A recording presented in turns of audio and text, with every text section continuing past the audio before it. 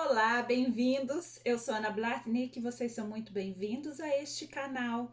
Leitura do livro Tudo Passa, da psicografia de Vera Lúcia Marinzec de Carvalho, inspirado pelo espírito de Antônio Carlos, a história do enfermeiro Henrique, uma linda história. Estamos aqui nesse vídeo no capítulo 11, que se chama O Asilo.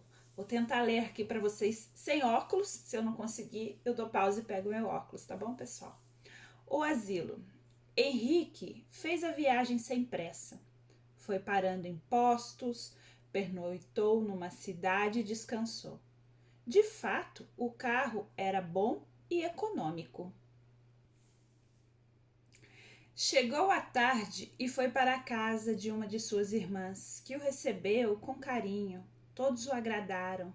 E outra irmã, com a família, foram vê-lo. Henrique quis logo saber: vocês procuraram um apartamento para eu comprar e me instalar? Fomos a 3 imobiliárias que tem na cidade e encontramos. Penso que você vai gostar do que nós marcamos, Henrique. Tá bom, amanhã eu vou vê-los. As irmãs estavam bem, aposentadas, os cunhados também. Porém, eles continuavam trabalhando. As duas moravam em casas próprias e confortáveis. Os filhos delas eram pessoas boas, trabalhadores, casados e que também moravam em casas próprias. As irmãs tinham netos que eram crianças lindas, sadias e estudiosas. Que bom encontrá-las bem, pensou Henrique. Com certeza tiveram ou têm problemas, mas penso que devem ser pequenos. São pessoas felizes e religiosas. Foi um sobrinho que deu notícias do tio do irmão. Eles moram no sítio, que não deve ser produtivo o suficiente para sustentar 3 famílias. Dos tios e dos 2 filhos que estão casados e com filhos. Mamãe e titia não têm amizade com eles. Não conversam e se encontram por acaso. Somente se cumprimentam de longe, mas eu penso que é melhor. No outro dia, Henrique pela manhã foi às imobiliárias para saber como e onde eram os apartamentos que as irmãs marcaram. Escolheu 3 para ver e foi. Optou por um em que o prédio tinha elevador e porteiros, com 2 quartos, sala, cozinha e área de serviço. Marcou para comprá-lo. Passaria a escritura logo. À tarde foi com suas 2 irmãs comprar objetos, móveis para equipá-lo. As 2 ajudaram a escolher e ele fez questão da televisão ser a mais moderna e os eletrodomésticos bons. Por 2 dias fizeram compras. Passou a escritura, foi para o apartamento, recebeu o que comprou e lá ficou. Por dias fez compras e tudo ficou como ele quis. Henrique pediu para as irmãs os documentos delas. Disse que era para tê-los caso precisasse um dia. Porém, ele comprou o apartamento no nome das 2. Ainda ficou com dinheiro no banco. Depois que arrumou tudo, sentiu falta do que fazer. Não gosto de ficar ansioso. O trabalho é bênção. E faz 40 dias desde que saí da penitenciária que não trabalho. Seu dia estava sendo rotineiro. Levantava, fazia o café, tomava, ia fazer uma caminhada, compras, fazia o almoço ou ia comer em algum restaurante. Limpava o apartamento, lavava e passava suas roupas. Ia à casa de uma das irmãs. E no outro dia, a da outra. À noite vinha embora e por horas via televisão. Assim que chegou, telefonou para Cristina e marcou dia e hora para ligar a ela. Ia à companhia telefônica, marcava para fazer a ligação e voltava no horário marcado. Teve notícias de que todos lá estavam bem e que os repórteres desistiram e que pararam os comentários por terem surgido outros escândalos. Henrique resolveu ir ao hospital, onde trabalhara na sua mocidade, onde fora o seu primeiro emprego como enfermeiro. Encontrou-o diferente, mais e mais equipado. O diretor o atendeu. Gostaria de trabalhar aqui como voluntário. Tenho muita experiência como enfermeiro. Não posso aceitar voluntários, informou o diretor. Se quiser, tentarei ajustá-lo como funcionário para estar aqui 8 horas diárias. Não, não quero assumir um compromisso assim. Eu estou aposentado. Não quero ser remunerado. Entendo, um hospital precisa ter normas para ser organizado. É pena. O que quero é ser voluntário por algumas horas. Eu gosto de trabalhar, gosto de ser útil. E por que você não vai a um asilo? Um enfermeiro com experiência será de lá de muita utilidade. No asilo é mais fácil ter voluntário sem horário. Ajudaria muito. Henrique nem sabia que tinha asilo na cidade. Ele agradeceu o diretor e se despediu. À tarde, ele disse à irmã: Faz 7 anos que temos o asilo, esclareceu a irmã. Nossa irmã e eu ajudamos essa entidade. Vendemos rifas, sabe? Colaboramos com as quermesses e todas as terças-feiras, com um grupo de amigos, fazemos o lanche da tarde e tentamos distrair os internos com jogos e música. Se quiser, vou com você lá. Foram. Henrique gostou do lugar. Tudo era novo, bem organizado e ficaram contentes em recebê-lo como voluntário. No outro dia à tarde, ele foi, entendeu como era o trabalho ali e o que poderia fazer. Passou a ir todas as tardes e, em uma semana, passou a fazer curativos, ajudar a dar banhos nos internos, aplicar injeções e escutá-los. Compreendeu que era um trabalho diferente do que havia feito até então. Aprendi muito trabalhando no primeiro hospital. No segundo, foi desafiador. E no Hospital do Fogo Selvagem foi o período que mais gostei e penso que fui mais útil. Na prisão, fiz um trabalho diferente. Agora é uma tarefa nova para mim. Estou passando pela vida encarnada aprendendo. Novamente, sua vida tornou-se rotineira. Levantava cedo, fazia o serviço de casa, caminhava, almoçava, ia para o asilo, jantava lá, retornava ao apartamento, assistia televisão e ia dormir. Gastava somente o que recebia da aposentadoria. No domingo, almoçava com as irmãs e após ia ao asilo. A velhice deveria ser um período melhor, a pessoa tem mais experiência, mas não é assim. Henrique informou o diretor. Quando fizemos este local, muitas pessoas contribuíram, ajudaram.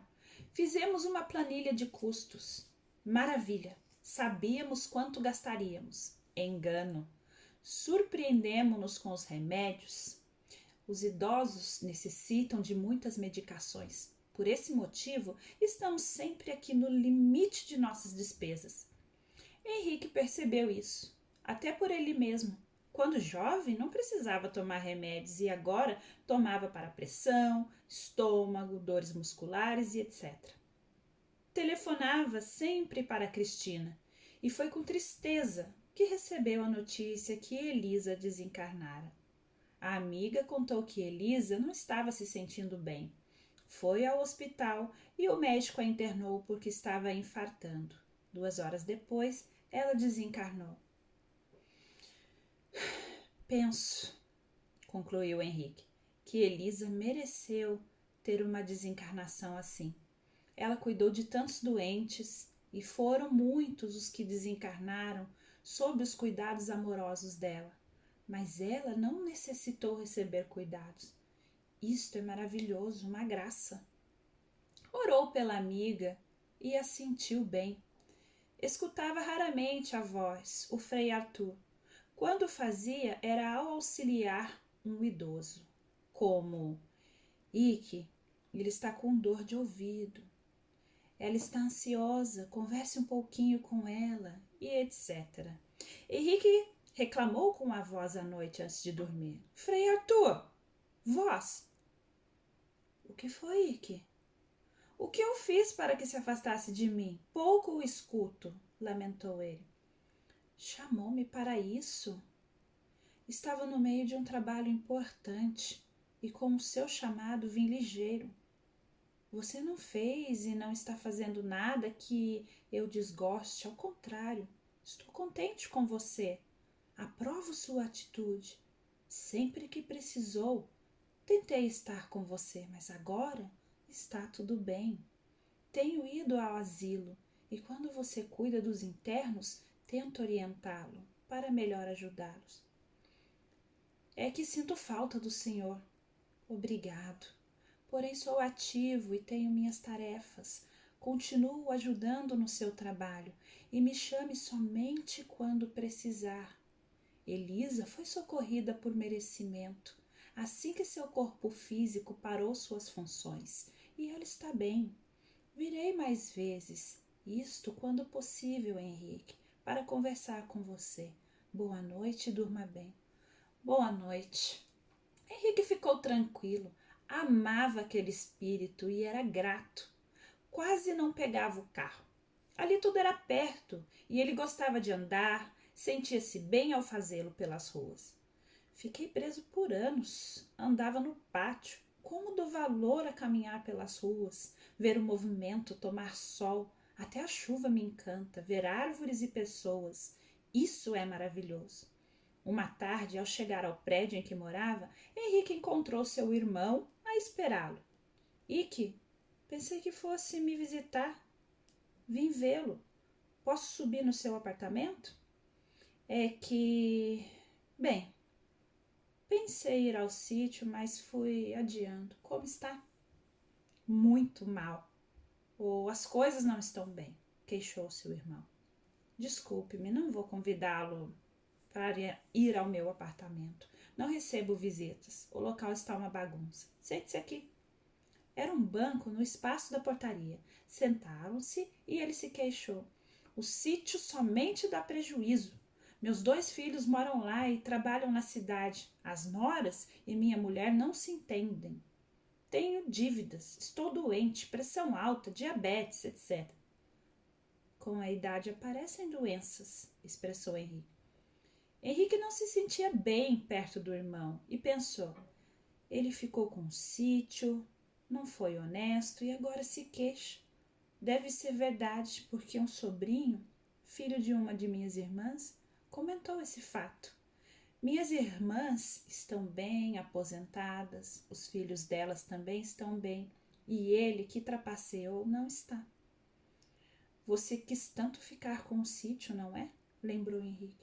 Pois é, mas era do papai e... Você não quer nos visitar? Irei qualquer dia. Você tem um carro bom, bonito e novo, não usa não? Observou o irmão. Às vezes. É que aqui tudo é perto e gosto de andar. Quando cheguei, o porteiro não me deixou subir, queria esperá-lo no seu apartamento. O irmão reclamou. Isso não pode. Henrique se surpreendeu com a atitude do irmão. Ele se queixou mais um pouco e foi embora.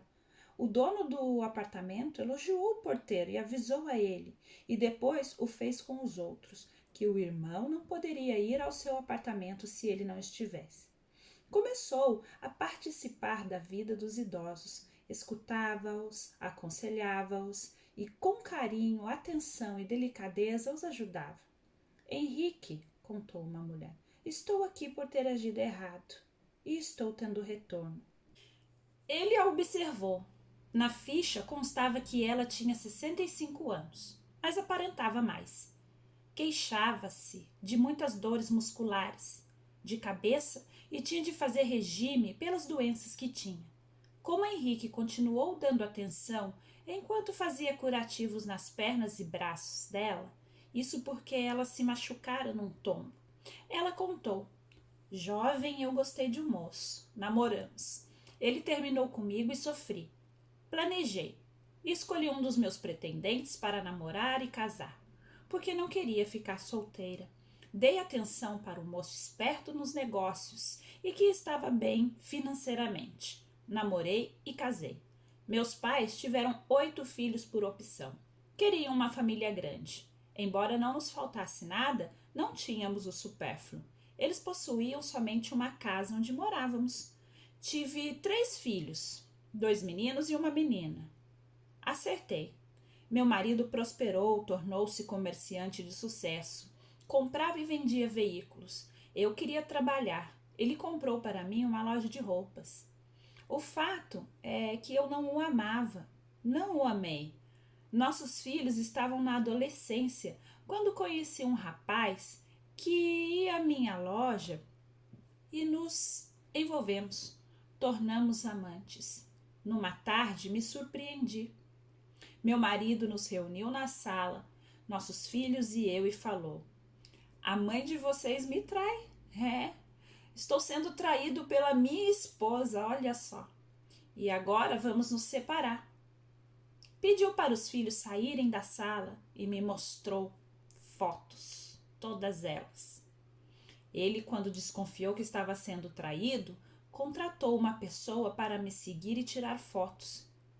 Ele saiu de casa e foi para a residência de sua mãe. No outro dia, um advogado me procurou. Resultado? Éramos casados com comunhão de bens. E meu marido queria a separação. Foi um escândalo.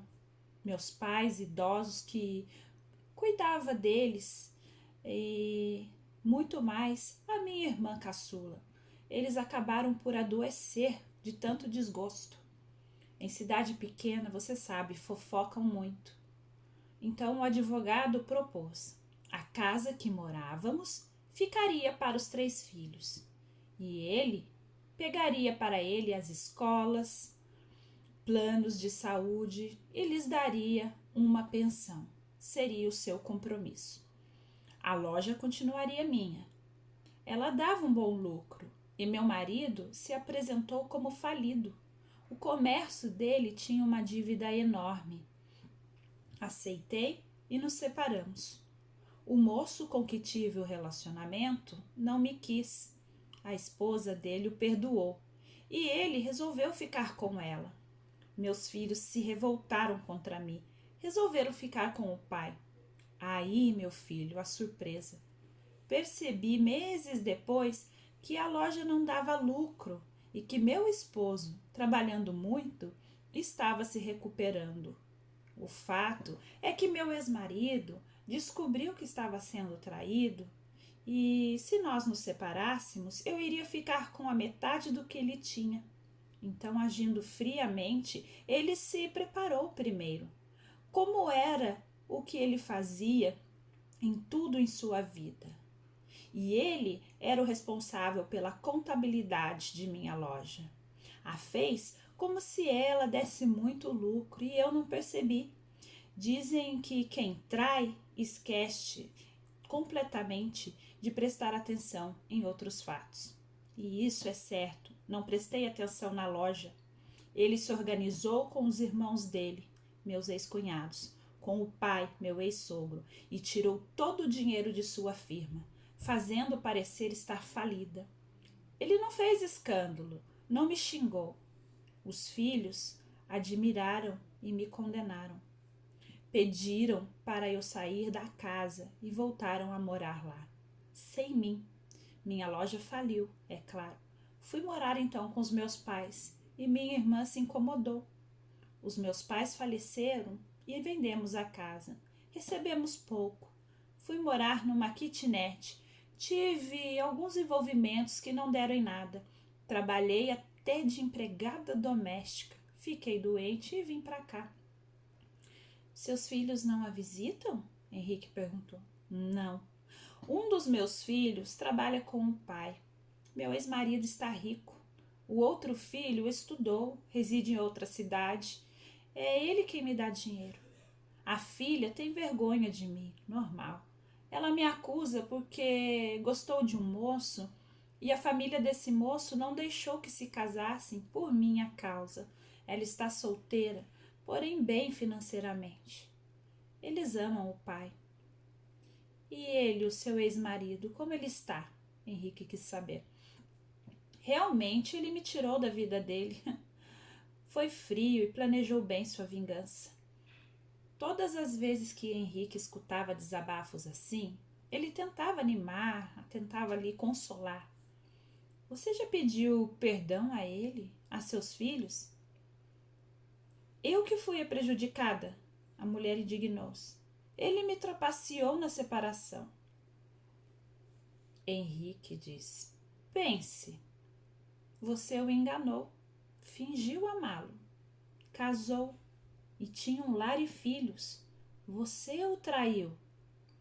Pessoas reagem diferente diante de uma traição, tantos que até matam.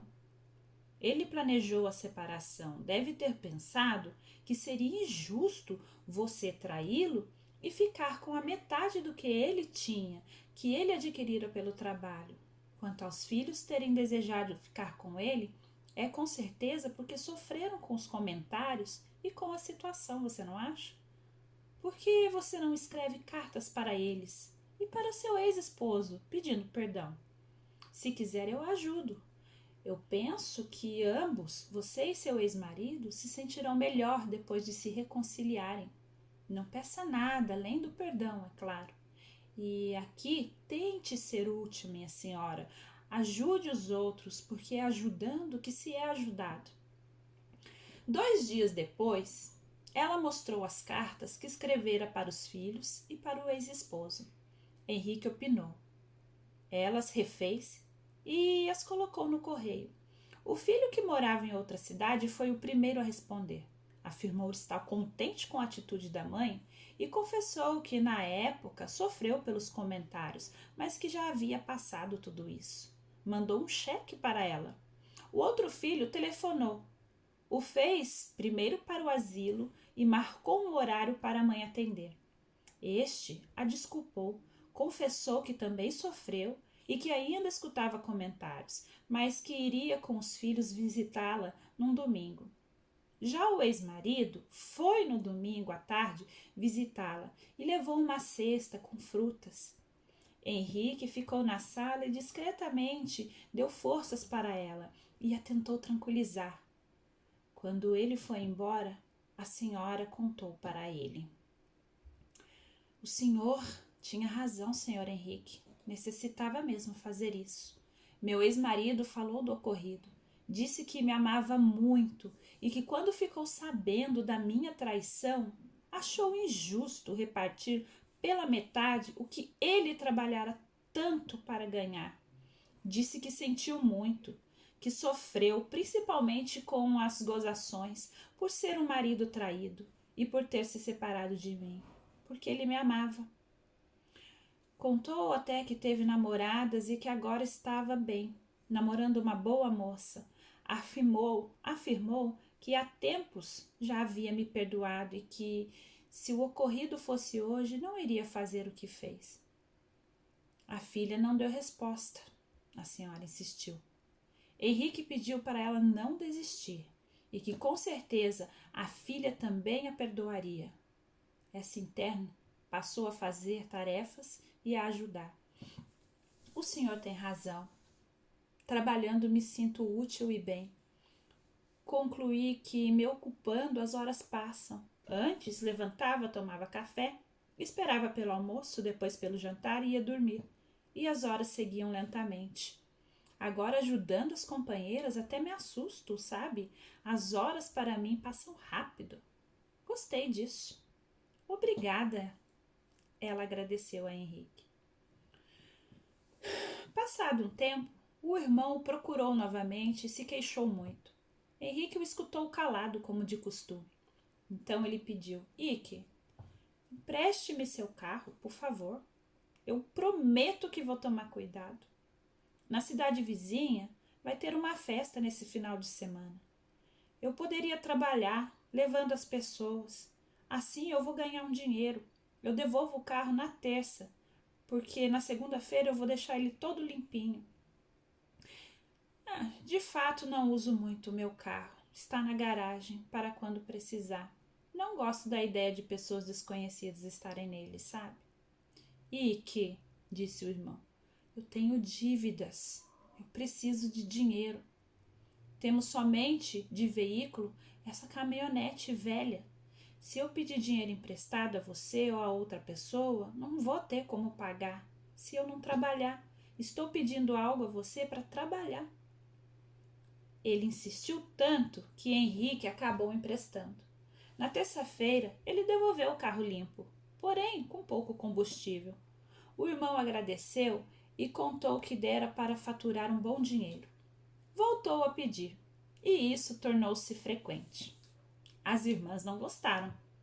Foi então que Henrique recebeu a indenização por ter ficado preso indevidamente. Era para ele uma quantia razoável. Ele entendeu que a ideia de muito ou pouco dinheiro depende da situação financeira da pessoa. Por exemplo, o que era caro para um era barato para outros. Ele telefonou para Nelsinho agradecendo, foi ao banco e repartiu a quantia, colocando em nome das duas irmãs. Assim também como o dinheiro que ainda tinha. Organizado, ele estava vivendo bem. Resolveu não contar a elas desse dinheiro, por isso deixou os papéis numa caixa e a colocou no seu quarto e foi conversar com as irmãs. Minhas irmãs, vocês sabem que comprei o apartamento no nome de vocês duas. Quando emprestar o carro para nosso irmão, é porque ele está trabalhando com ele. Se vocês prestarem atenção, estamos bem e ele não. Vocês duas precisam perdoá-lo também. Perdoamos, Ike, mas não queremos ter contato com ele. Agradecemos, você de fato é uma pessoa muito boa.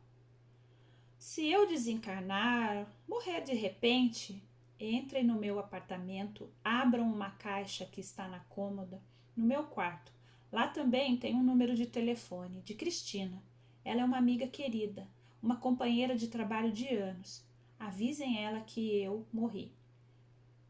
Elas prometeram. E ele novamente lembrou os porteiros e o síndico que as irmãs poderiam sempre entrar no seu apartamento, mas o irmão não. 2 semanas depois, o irmão voltou a esperá-lo na portaria e foi com um papel. Ei, Ike, assina aqui, por favor. Henrique pegou o papel e leu. O quê? Você está pretendendo comprar o meu carro? Comprar não, respondeu o irmão. Ele é seu e vai continuar sendo. É que quero trabalhar com ele de táxi. E para isso o veículo tem que estar no meu nome, né? Faça isso por mim, Ike, vai. Se eu trabalhar com ele, eu tenho dinheiro para os meus gastos, para os gastos da minha esposa, e eu posso ajudar meus filhos e meu neto e... Queixou-se. Henrique assinou, sabendo muito bem que estava dando o carro para o irmão, que não seria devolvido e nem pago. O irmão agradeceu. E que foi e contou esse fato para as irmãs, que nada comentaram. No asilo, pelo muito trabalho, passou a ir muitas vezes no período da manhã.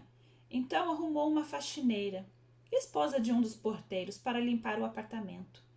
Nos dias em que ficava 8 horas no asilo, fazia as refeições lá.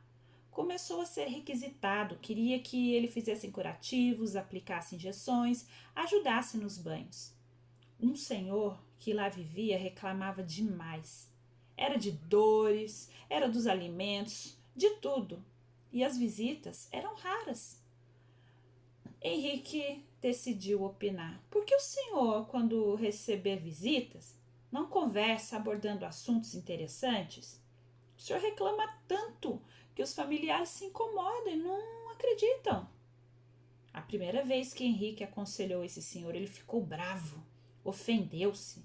Mas nas outras vezes, começou a prestar atenção em suas próprias atitudes. Henrique insistiu. Escute, ninguém gosta de ouvir, ficar perto de uma pessoa que somente reclama. Pense bem. Todos nós temos algo para nos queixar, mas se entendemos a situação, veremos que não precisamos ver e comentar os acontecimentos ruins que existem. Sempre algo bom. O senhor fala, escuta, enxerga e anda. Por que não dá valor a isso? Pode ler, está raciocinando, e os seus familiares vêm aqui vê-lo. Aqui, Senhor, temos internos, olhe bem, que não recebem visitas, já reparou? O Senhor teve a graça de ter sido tão saudável quando jovem, trabalhado e criado os filhos. Quando eles não precisaram mais do Senhor, o Senhor ficou doente, mas só então. Isso não é uma graça? Já pensou se com os filhos pequenos o senhor ficasse doente? Seria pior, não é? Tem cama para dormir, alimentos gostosos. Por que reclama? Prefere ficar sem alimentos? Henrique o levou a pensar no que ele tinha e não no que lhe faltava. Quando fazemos isso, tudo para nós é facilitado. É ruim pensar somente no que nos falta. Temos sim de dar valor ao que temos, ao que dispomos, no momento, e devemos fazer isso também com afetos. O senhor entendeu isso quando não se queixou durante a visita de um neto. E o moço ficou com ele 2 horas, mais tempo do que de costume, e deram risadas até. Percebeu a diferença? Henrique perguntou ao senhor. Sim, entendi. Quando eu fico me queixando, reclamando, era desagradável. E embora eles gostem de mim, é realmente um sacrifício me visitarem e escutar todas as minhas lamúrias. Você tem razão. Vou me esforçar e não reclamar mais. Quando reclamamos, atraímos para nós e quase sempre em dobro as nossas queixas. Se estou com dor de cabeça, tomo o remédio e tento me distrair, ela passa. Se persistir, vou ao médico.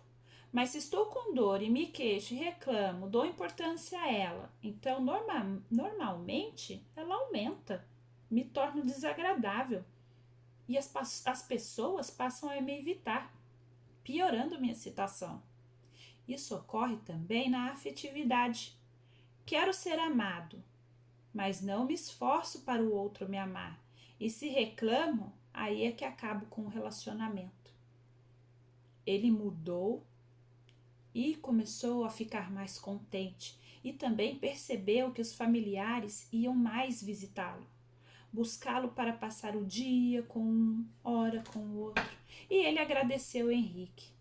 As irmãs de Henrique comentaram: Ike, você tem ficado muito tempo no asilo. Não era para ser somente por horas? Era, minhas irmãs, mas o trabalho aumenta e como eu posso fazê-lo, sabe? Não tenho coragem de negar. Eu gosto de trabalhar. É castigo para mim ficar ocioso. Ele se recordou dos meses que ficara na cela sem fazer nada. Não exagere, meu irmão, recomendou uma delas. O irmão, assim que se apossou do carro, não foi mais vê-lo. Soube que ele fizera do veículo um táxi. Embora o carro tivesse sido bom, com certeza, se não tivesse manutenção, logo estragaria e teria de consertá-lo. Mas isso não era problema para Henrique, que estava bem, em paz e contente com o modo que vivia. Lá ia quase todas as terças-feiras à noite, num centro espírita, onde assistia palestra, recebia passes e fez amizades, interessou-se e muito quando passaram a fazer palestras das explicações do livro de Allan Kardec, o Evangelho segundo o Espiritismo, porque o autor focou muito nos ensinamentos de Jesus contidos no Sermão da Montanha. Então compreendeu que muitos capítulos dessa obra são baseados em motivar as pessoas a serem boas. Uma palestra que fez Henrique meditar foi sobre o capítulo 8º, que a mão esquerda não saiba o que faz a direita. Item 9. A caridade material e a caridade moral. Que todos podem praticar, que materialmente nada custa e que, não obstante, é a mais difícil de se pôr em prática. Henrique leu e releu esse capítulo e pensou: dei sim de material, mas nestes anos tenho dado de mim. Muito tempo, trabalho, amizade, consolo. Eu penso que pratiquei a caridade moral. Eu sinto-me em paz. Estou contente. Pegava livros emprestados no centro, mas não conseguia ler muito. Primeiro porque não tinha o hábito da leitura, depois porque passou a ficar 10, 12 horas no asilo. Chegava no apartamento cansado, não cuidava da saúde, ia ao médico e tomava medicamentos principalmente para controlar a pressão arterial. Continuou a telefonar para Cristina. Era muito prazeroso para Henrique conversar com a amiga. Henrique prestou atenção, desculpem, numa senhorinha. Todos gostavam dela. Ela não reclamava, mas não falava de si. Tinha 87 anos. Ela resolveu, depois de algumas tentativas... Desculpem, vamos de novo. Ele resolveu, depois de algumas tentativas, fazê-la falar de si, para tentar ajudá-la. Como a senhora está passando? Bem. Precisa de alguma coisa? Nada, obrigada. Posso falar um pouquinho? Sabe, sou sozinho. Moro só e tenho vindo aqui. Penso que este será o meu lugar. Henrique suspirou. Você mora onde? A senhora se interessou em saber. Henrique sentiu que tinha conseguido chamar a atenção dela e respondeu. Um pequeno apartamento. O que a senhora acha que eu devo fazer? Não dê seu apartamento para ninguém. Que a família se vire quando você morrer, opinou ela. Por que a senhora acha que eu não devo dar meu apartamento? Se der, pode ficar sem, meu filho. Não entendi, disse Henrique. A senhora não quer me explicar melhor? Pois bem, eu dei e fiquei sem. Então me aconselhe. Conte o que aconteceu com a senhora. Henrique sabia que ela, nos primeiros meses em que chegara no asilo, recebia visita, mas depois não as recebeu mais. Oh, meu filho, fui casada por 52 anos. E tivemos problemas, é claro, mas vivemos bem. Não consegui engravidar e resolvemos não adotar. Fiquei viúva e fiquei morando sozinha. Para minhas despesas, tinha uma pensão, que recebo até hoje e agora fica aqui pro asilo. Como forma de contribuição por eu estar aqui, eu deixo vir para cá. Não éramos unidos com as famílias, nem eu, nem o meu marido. Nossa casa depois, minha, estava velha, mas era um bom local. O terreno era enorme. Desde que meu esposo se aposentara, nossa renda diminuíra, então dividimos a nossa casa, que se tornou 2, e grandes, então alugamos a outra parte. Financeiramente até que estávamos bem. Foi então que um sobrinho meu e a esposa, eles tinham 2 filhos pequenos, começaram a me visitar e me fazer favores a me levar ao médico, ao mercado, todos os lugares que eu precisava. Quando não era ele a me levar, era a esposa, e eu gostei do mimo até. Era sempre um deles a me levar a médicos, para passear, e quase todos os domingos ia à casa deles. Sabia que às vezes eles ficavam com algum dinheiro meu, mas eu não me importava. Um dia acordei aqui no asilo, não entendi nada.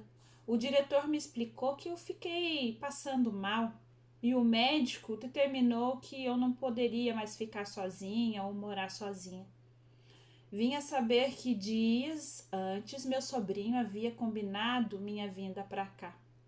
Ele foi me ver, contou que me encontrou desmaiada, foi buscar o médico e ele afirmou que eu não poderia mais ficar sozinha. Então ele me trouxe para cá provisoriamente, enquanto ia decidir o que fazer. Mas eu soube depois que o médico naquele dia não tinha me atendido. Então eu concluí que fui sedada e... A senhora deu um longo suspiro. Aí ele então vendeu minha casa. Quem contou foi a outra sobrinha que, indignada, veio tirar satisfação do porquê eu ter dado a casa para ele. O sobrinho que por tanto tempo cuidaram de mim. Quando ele veio aqui, pedi explicação e ele tranquilamente contou. Titia, ora, não é justo a senhora morrer e a casa ser dividida, não é? Fiz a senhora assinar uma procuração, me dando poderes para vender a sua casa, o seu imóvel. Fiz isto, foi o melhor. Depois dessa conversa, ele não voltou mais a me visitar. Outros sobrinhos vieram para me dizer desaforos. Então pedi para não receber mais visitas. E assim tá bem melhor. Eu fui ingênuo, assinei sem prestar atenção. Se ele se aproveitou da oportunidade, a ação é dele. Concluí que os dois, sabe, o casal, se aproximaram de mim com essa intenção. Não quero focar na atitude deles. Se esse sobrinho me pedir perdão, perdoarei. Aliás, já perdoei. Não quero vínculos com ele. A mágoa é um vínculo forte. Não quero isso para mim. Gosto daqui. Neste lar, não sinto solidão e estou bem. Henrique admirou-se da atitude dessa senhora. Num domingo, após o almoço, ele foi ao cemitério e visitou o túmulo de onde foram enterrados seus pais. Orou e sentiu que ambos já haviam reencarnado. Contratou um trabalhador que prestava serviço ali para arrumá-lo, colocou flores e não voltou mais. Dias depois, uma de suas irmãs comentou que o túmulo ficara muito bonito. Henrique não cuidava dos internos acamados. Quem fazia esse trabalho eram os funcionários. Às vezes ele ajudava e, quando havia festa, ficava com eles. Foi então que prestou atenção em um deles e se apiedou. Desde os meus 17 anos, pensou, tenho cuidado de doentes. Nos 2 hospitais, lidei com doentes que se recuperavam ou desencarnavam e ali ficavam por um período. No 3º hospital, os enfermos ficavam por muito tempo. Estes falavam, raciocinavam, andavam e pioravam indo a óbito. Ou se curavam e iam embora. Criavam vínculos por estarem juntos por muito tempo. Já na prisão, lá na enfermaria, o atendimento era mais por ferimentos ou doenças não graves. Eram enfermos espiritualmente. No asilo, me deparei com enfermidades diferentes, agravadas pela solidão e pelo remorso, e normalmente saem dali quando essas pessoas desencarnam.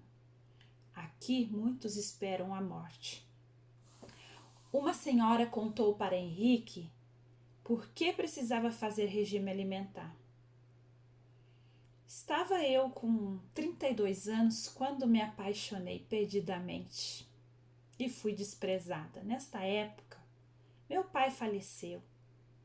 Era a solteirona da família. Mamãe e eu passamos por um período difícil com a esposa de um dos meus 2 irmãos. Amor não correspondido dói, meu jovem. E então o que eu fiz? Resolvi morrer. E tomei veneno, que horror.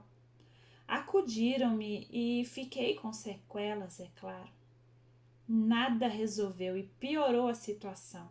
Este moço que gostava de mim, não tanto quanto eu dele, afastou-se mais. Comentou que não queria uma doida com ideia suicida. Doeu muito em mim quando minha mãe, preocupada, chorando, foi ao hospital. Na visita, ela disse-me: filha ingrata, você não pensou em mim? Estou com tantos problemas, perdemos seu pai, um homem bom, estamos somente nós 2 em casa e você também quis ir embora, me deixar, sua egoísta. Não pensou como eu iria sofrer com a sua morte? Chorei muito e lutei para sobreviver. Resolvi cuidar da minha mãe e foi o que fiz. Quando mamãe faleceu, vim aqui trabalhar no asilo, em troca de moradia. Eles pagaram a aposentadoria, me aposentei e quando fiquei impossibilitada de trabalhar, fiquei aqui como interna. Eu sou grata às pessoas que me socorreram porque, se tivesse falecido naquele dia, iria causar muitíssimo sofrimento à minha mãe e eu não queria isso. Nunca quis que minha mãe sofresse. Mas só agora penso que aqueles que escolheram sair da vida física pelo suicídio sofrem muito e devem ser mais por verem, sentirem aqueles que os amam e são por eles amados sofrerem. Não morri com a tentativa, mas, pela imprudência, fiquei com sequelas. Deve ser assim. Por livre vontade, danifiquei o corpo. No meu caso, era um corpo sadio, e fiquei com ele deficiente, como pode ver. Com certeza, aos que morrem pelo suicídio ocorre isto. Danificam o corpo e, ao voltarem ao plano físico em outro corpo, ou seja, ao reencarnarem, podem tê-lo doente. Pensava na época que fiz essa asneira, né? Em me livrar da dor, do sofrimento. Mas o que foi estranho, não pensava que ia virar um cadáver, ser enterrada e que meu corpo ia apodrecer. Não pensava sobre isso. Esta senhora tinha doenças pela idade e pelo veneno, muitos problemas no aparelho digestivo. E os dois conversando, outros internos se aproximaram e ficaram escutando.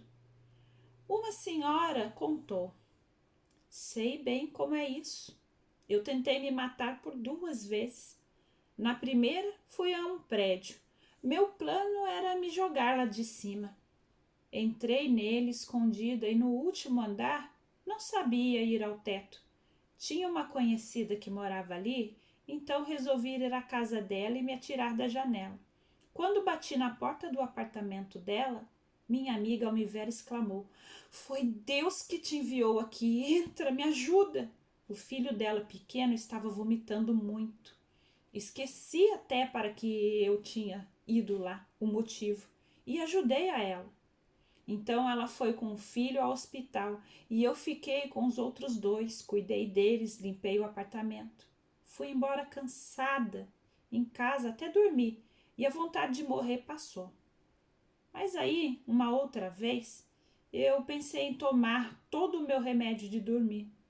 Eu os estava tirando do invólucro, um por um, quando minha vizinha me chamou, deu um pedaço de bolo e ficou conversando comigo, queixando-se de seus problemas. E quando ela foi embora, a vontade de morrer havia passado. Por que você queria morrer? Perguntou a senhora que escutava atenta. Ninguém me dava atenção. Pensei que depois do meu suicídio, eles iriam se arrepender. Que engano! Se não dava atenção com você viva, iriam dar depois que morresse? Claro que não. Se alguém sentisse remorso, logo iria entender que todos nós temos liberdades de fazer o que queremos. Com certeza iriam pensar: aquela doida morreu, pior para ela, a vida continua. Isso que você tentou fazer é pirraça. O ditado é certo: quem pirraça é pirraçado. Você está certa, minha amiga. Às vezes ainda sinto vontade de me suicidar, mas aqui é tão difícil fazê-lo que desisto. Senhora, aconselhou Henrique, não podemos fugir dos nossos problemas. Não podemos fugir da dor. O melhor é enfrentar, porque tudo passa. A vida continua. Não acabamos com a morte do corpo físico, se engana se pensa assim. E sobreviver após um suicídio no plano espiritual deve ser complicado. E eu posso afirmar, quem mais sofre é o suicida. O melhor é esperar quando chegar a hora certa de partir para o lado de lá, ir numa boa, tranquilo e em paz. No asilo, funcionários, colaboradores e voluntários conversavam muito com aqueles que diziam querer se suicidar. E Henrique concluiu que, de fato, pessoas que se suicidam querem se livrar, acabar com os problemas, dificuldades, da dor do momento. Porém, a vida não acaba e o suicida enfrentam dores maiores. Normalmente se arrepende e a dor do remorso é realmente forte e persistente. Se entendesse que tudo passa, normalmente tudo se resolve, dores se amenizam, problemas são solucionados, novos amores vêm, o tempo escuro clareia e a vida continua. O grupo se despediu para ir tomar um lanche da tarde. um enfermeiro comentou com Henrique. São infelizmente muitos os idosos que se suicidam. Aqui tivemos 2 tentativas e, após esse fato, ficamos mais atentos. Os medicamentos são todos trancados, não temos nada com que eles possam se enforcar. As facas não têm muito corte também. Não podem sair da cozinha, é mais seguro. E temos 4 somente. Antes, os medicamentos vinham em frascos e esses ditos perigosos estão vindo agora em cartelas. Dá trabalhos para tirá-los um por um da cartela, e talvez nesse tempo passe a vontade de morrer. Com certeza teremos no futuro todos os medicamentos em cartelas. Também temos atividades, terapias e grupos de voluntários que fazem a diferença. Depois destas medidas, não tivemos mais tentativas de suicídio. Henrique se lembrou que no Hospital do Fogo Selvagem não tinha nenhuma tentativa de suicídio, porque havia conforto, consolo, se falava muito em Deus e eles recebiam amor e carinho. Na penitenciária, depois das palestras e alguns cuidados, o índice de suicídio diminuiu. Às vezes, Henrique concluiu, a pessoa é tentada, está sofrendo e pensa que o melhor é abandonar a vida física, mas se encontra dificuldades, desiste e muitas vezes a vontade até passa. Dificultar é uma prevenção, porém ajudar a pessoa, fazê-la se sentir amada é a melhor maneira de ajudá-la. 3 finais de semana por ano, o asilo fazia uma festa. Sexta-feira e sábado à noite e domingo à tarde. Ocorria no pátio onde colocavam mesas e serviam bebidas, petiscos, tinha jogos, música, venda de artesanatos e outros objetos. Era realizada pelos trabalhadores da casa e pelos voluntários. Arrecadava-se uma quantia razoável de dinheiro, que era dividido. Primeiro pagavam as dívidas, segundo usavam na manutenção do prédio e depois para compras de objetos, remédios, camas, colchões, roupas, etc. E tentavam até guardar um pouco. As pessoas da cidade cooperavam, era uma festa agradável. Os internos também gostavam. Os que podiam conseguiam, se arrumavam, colocavam as melhores roupas. Uns ficavam sentados na área, outros dançavam e cantavam. Os acamados, infelizmente, ficavam em seus leitos, e era com eles que Henrique ficava. No asilo havia internos que não andavam, a maioria estava realmente enferma e dependente. Henrique, desde que passara a ir ao asilo, prestava atenção nesses doentinhos e os tentava ajudar. Eis que me defronto com uma outra forma de sofrimento, pensou Henrique. Ficar dependente é passar por um período realmente difícil. Eram, para os funcionários do asilo, os dias de festa de muito trabalho. Os internos, em estado melhor de saúde, queriam atenção, ajuda para o banho e para se arrumar, e os que não iam ao pátio também precisavam de atenção. Eles escutavam a música, conversas e alguns se agitavam, outros se esforçavam para escutar. Sempre um companheiro de trabalho trazia para Henrique petiscos como pizza e sanduíches. No sábado, um funcionário da casa foi chamá-lo porque alguém queria vê-lo. Ele foi ao pátio e se surpreendeu. Era novamente seu irmão. Ike, disse o irmão, nem acreditei quando, ao perguntar de você, me informaram que estava aí dentro e não na festa. Temos aqui enfermos que precisam de cuidados, meu irmão.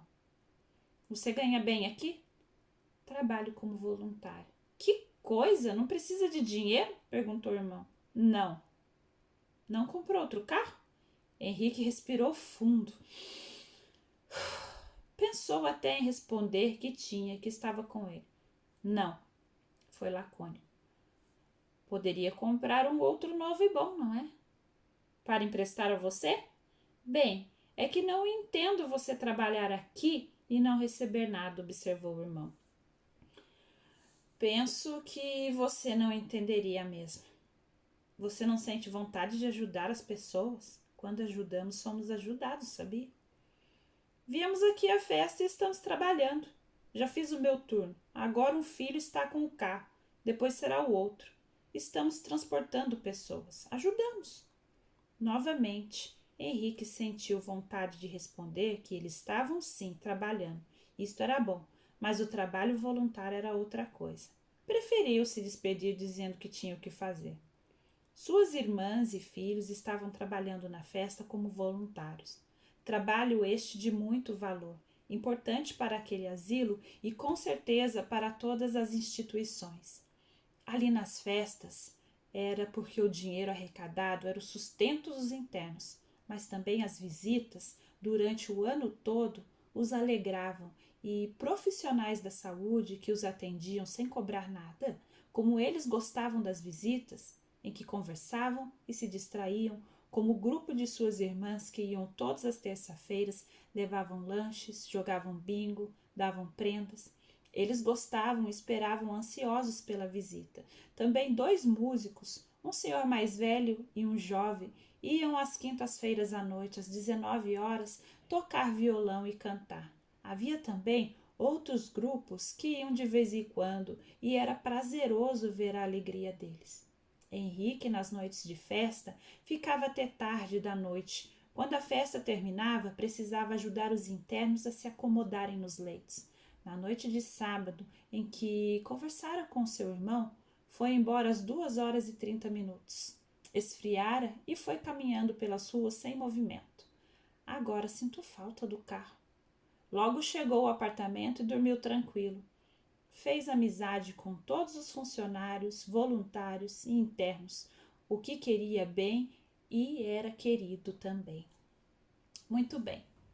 Terminou esse capítulo 11. Acredito que o próximo é o último. Se chama A Mudança. Deixa eu ver aqui. Eu acho que é o último, próximo, pessoal. Mas que história linda para vocês que estão acompanhando. Que história linda do Henrique, né? É o entardecer de uma vida. Ou seja, todas as fases da vida de Henrique, tanto sofrimento. E Henrique, a gente vê que é uma pessoa que escolheu passar pela vida sem reclamar, né? Com muita resignação. Ele foi aprendendo que não adianta reclamar, não adianta a gente se sentir injustiçado, né? E as coisas, se vocês repararem, sempre foram atraídas para ele. E aqui nesse livro a gente aprende muito sobre a caridade, principalmente sobre a empatia, né? E como a gente ajudando, a gente é ajudado. Então, eu peço que vocês, meus amigos que estão ouvindo, e os que quiserem comprar esse livro e ler também, ou dar de presente, é um presente muito válido e bonito, né? Eu peço que vocês parem para meditar em tudo isso que a gente tem aprendido até agora. E talvez ainda hoje eu termine ou amanhã, tudo bem? Nos vemos na próxima leitura, pessoal. Muito obrigada. Deixa, por favor, o like, né? Ajuda o canal a crescer, que eu vou colocar mais e mais conteúdos. E vou melhorando também. Eu tô aprendendo, tá bom? Namastê. Tchau.